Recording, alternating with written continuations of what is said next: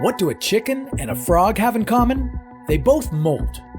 Molting is when a creature discards a part of its body because the animal is growing and their body part isn't growing with them. All sorts of creatures molt. A snake rubs its head up against a rock to split its skin. A bird drops its tail feather. It's hard for us humans to know what molting is like. Imagine taking your skin off, dropping it on the floor, and walking away like it was last season's see-through jeans. And like hustling, molting ain't easy. It's a stressful and vulnerable ordeal, and it's easy to get injured. When a tarantula molts, it can easily lose a leg. Don't worry, the lost leg is soon replaced by an inferior limb, so at least the tarantula can hobble around like a pirate. Yarr. So why do creatures have to molt anyway? And what's the difference between molting and shedding? Animals that molt include birds, reptiles, insects, arachnids, and amphibians. They molt either skin or feathers. Some insects molt wings. Arthropods like cicadas molt their entire exoskeleton. Snapping shrimp make a loud sound with a disproportionately large claw on one side of their body.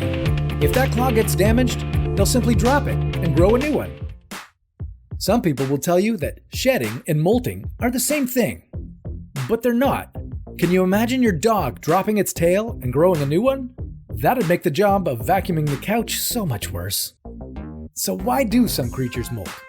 Isn't it nice to just relax and not drop a body part? Well, sometimes it's because a creature outgrows its skin, because the skin doesn't grow along with the creature. That's what happens to frogs. They get too big for their skin and have to molt. Arthropods like crabs molt their strong exoskeleton because they grow out of it. And when they drop it, they are extremely vulnerable to predators and bad weather because they no longer have a hard shell protecting them. Sometimes, body parts don't rejuvenate when they're damaged, so they need to be dropped and replaced by new ones. That's what happens with birds. They lose feathers and have to molt. Some animals are forced to molt by humans.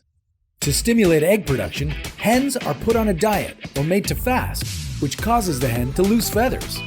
Pet bird owners report that during molting, their birds that normally sing and dance get moody. The birds stop singing, hide, and snap at their owners.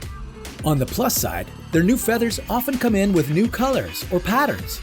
People who keep chickens offer this advice for how to help chickens get through molting. Number 1, try not to stress out your chicken. Number 2, don't touch it. Number 3, give it high-protein food. Basically the remedy for a hangover. And what about skin? What happens to a creature's skin after it's molted? Most creatures just abandon it, but frogs and salamanders sit down to a nice, tasty meal of their own skin. Eating their own skin, dropping body parts and regrowing them, that's what molters do. And that's what makes them crazy creatures.